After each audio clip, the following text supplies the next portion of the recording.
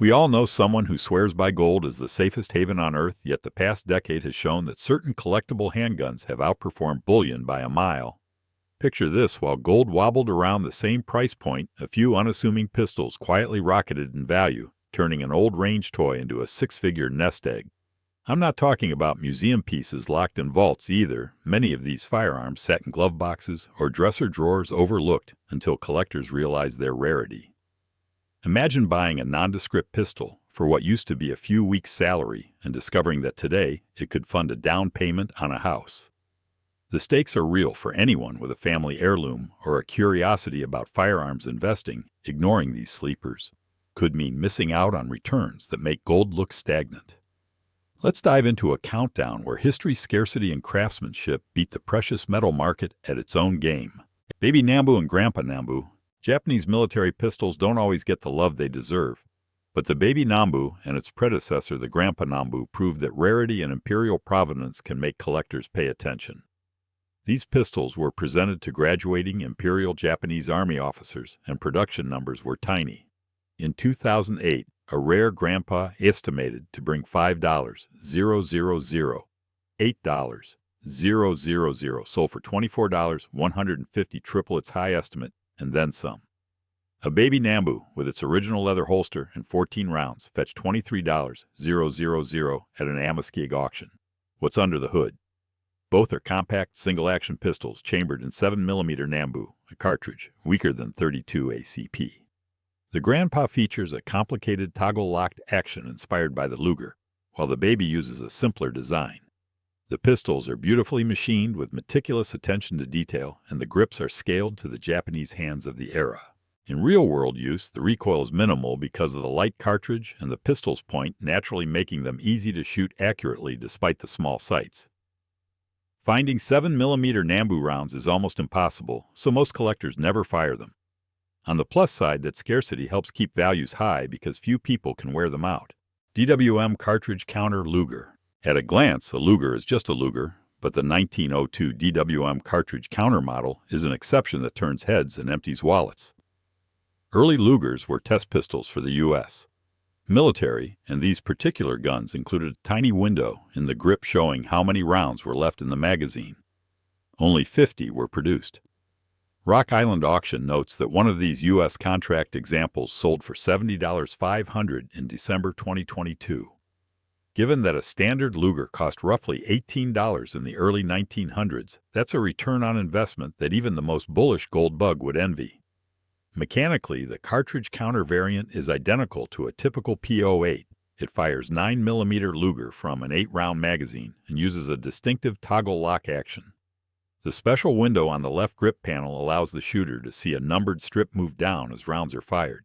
In practice, this feature is quirky but functional, and it gives you confidence about remaining ammunition without adding mechanical complexity. A well-tuned Luger is accurate and soft shooting thanks to its long barrel and low bore axis. The toggle action soaks up recoil, and the trigger is crisp by vintage standards. However, it's finicky with modern ammo and demands proper lubrication to run reliably. S&W Registered Magnum. Few revolvers capture the imagination like the Smith & Wesson Registered Magnum. Introduced in 1935 as the world's first .357 Magnum, it cost $60 when new equivalent to about $1.072 in 2017 dollars. Each came with a registration certificate, and buyers could select barrel-length sights and grips. Today, these revolvers are so desirable that Gary Cooper's personal 4.5-inch example fetched $57,500. Even non-celebrity guns routinely command five-figure prices, meaning the value has multiplied nearly 1,000-fold. What makes the Registered Magnum special? It's a large end-frame 6-shot revolver built by hand with a top strap and barrel thick enough to handle the then-new .357 Magnum cartridge. That cartridge could drive a 158-grain bullet to 1,500 feet per second, giving law enforcement the first handgun capable of punching through car bodies. On the range, the long barrel and massive frame tame recoil, and the adjustable sights and crisp trigger make accurate shooting almost effortless. Even today, the revolver feels remarkably modern. Compared with later Smith & Wesson Model 27s or Ruger Blackhawks, the Registered Magnum offers smoother action and a better fit. Its only downside is weight at around 45 ounces unloaded. It's not something you'd conceal under a t-shirt. Collectors value these revolvers for their customization options and the fact that only about 5.224 were ever made. Each one is different, and provenance, such as whether it belonged to a Texas Ranger or a film star, adds further premium. If you're lucky enough to inherit a registered Magnum, treat it gently. Not only is it a joy to shoot, but it's also a generational asset that keeps proving old-school craftsmanship can outperform modern markets. Colt Boa. This slot goes to an underappreciated member of Colt's snake gun family, the Colt Boa. Produced in 1985 as a special edition for Lou Horton, distributing only around 1/200 were made 600 with 4-inch barrels and 600 with 6-inch barrels. When they debuted, they sold for roughly $400, the same ballpark as a standard Python. Rock Island Auction notes that average prices for the Boa have risen dramatically over the last 7 years, with a 236% increase between 2015-2016 and 2023-2024. A consecutive serial number pair sold for $52,875, illustrating just how far these revolvers have come. At its core, the Boa is a .357 Magnum revolver built on the Trooper MX-V frame, but fitted with Python-level fit and finish. The action is smooth. The ventilated rib barrel gives it the classic Python silhouette, and the satin stainless finish looks almost molten in sunlight. In the hand, it balances better than the heavier Python Elite, and the double-action trigger stacks predictably. Real-world performance is identical to other Colt 357's. Recoil is firm, but manageable accuracy is excellent due to the tight lockup and barrel quality, and the smooth trigger makes double-action shooting a pleasure. The only real downside is the cost of replacement parts, which are scarce because of the limited production run.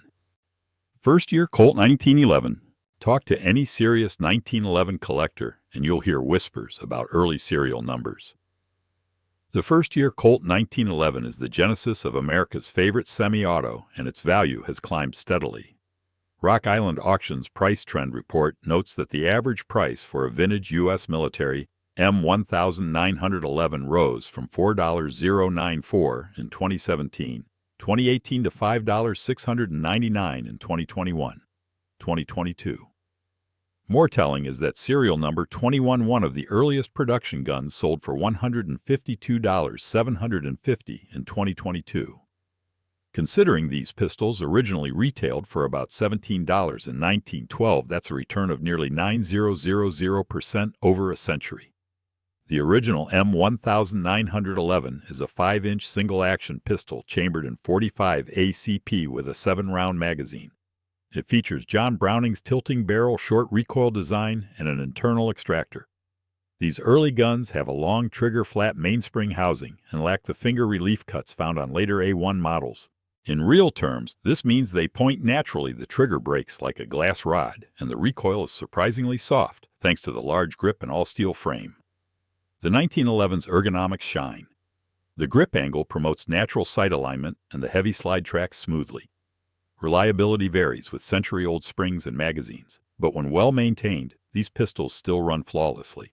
Borchardt C93. The Borchardt C93 may not roll off the tongue like Luger or Colt, but it deserves a podium finish for the sheer magnitude of its appreciation. Designed in the late 19th century, the C93 was the first commercially successful semi-automatic pistol. When new, it cost about $30 and came with a holster, stock, and accessories. At Rock Island Auction in August 2023, a case Ludwig Loewe model, 1893. Borchardt sold for $70,500. That's a 350-fold increase, better than any tech stock you can name. The pistol's design is both revolutionary and cumbersome. It uses a toggle link action similar to the later Luger, but with a massive spring assembly behind the grip. Chambered in 765 by 25 mm Borchardt, it holds 8 rounds in a detachable magazine.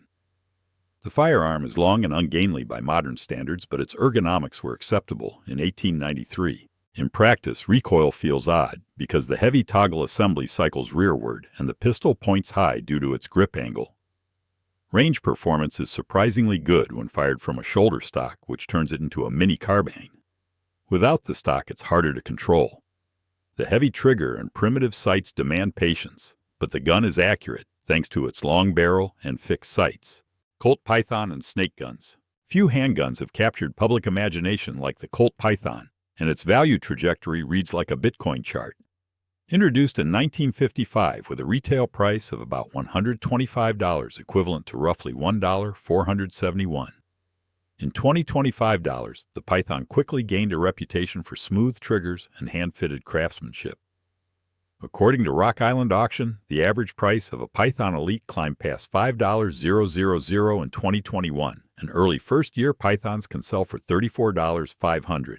That's a 30-fold increase over the original price. A limited production cousin, the Colt Boa, saw prices surge 236% in less than a decade, with pairs fetching $52,875. A Python is a .357 Magnum 6-shot double-action revolver built on Colt's I-frame. It features a full under-lug barrel, ventilated rib, adjustable sights, and famously tight lockup. The action uses a leaf spring that gives a buttery smooth trigger pull, and the revolver weighs about 42 ounces, which dampens recoil and allows for rapid follow-up shots. The finish, whether blued royal nickel or stainless, is polished to a mirror sheen that puts modern guns to shame. In use, the Python feels like a luxury watch. The trigger stacks slightly but breaks cleanly, the sight picture is crisp, and the heavy barrel keeps muzzle flipped down. The only downside is that its hand-fitted internals require a skilled gunsmith for tuning, and spare parts are both expensive and scarce. Singer 1911 AA1. Topping this list is a pistol that many people didn't know existed until it shattered auction records. During World War II, Singer Manufacturing, yes, the sewing machine company, produced approximately 500 1911 A1 pistols for the U.S. military. They were assembled with exceptional care, and most were issued to the Army Air Corps. Decades later, Dr. Isaac Newton picked one up for $2,500. In 2017, a Singer 1911A1 sold through Rock Island Auction for $414,000. That's a 165-fold increase and a textbook case of a firearm outperforming gold. The Singer is a standard .45 ACP 1911A, one with minor cosmetic differences and the S/MFG CO bore slide marking.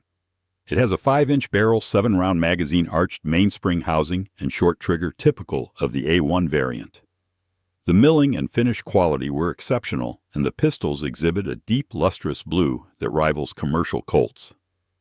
In practical shooting, the Singer behaves just like any wartime 1911. It's accurate, reliable, and mild recoiling, although most owners wouldn't dare fire such a rare piece. What sets the Singer apart is its scarcity. With only a few hundred produced and even fewer surviving in pristine condition, each one carries an individual history. Provenance matters. Some Singers were recovered from crashed bombers or documented in wartime logs, adding to the mystique. So there you have it, 10 pistols that left gold in the dust. If you enjoyed this deep dive, tap that like button, subscribe for more stories from the Gun Vault, and drop a comment about your own hidden gem. And if you still think gold is king, maybe check your nightstand again. You might be sitting on a better investment than bullion.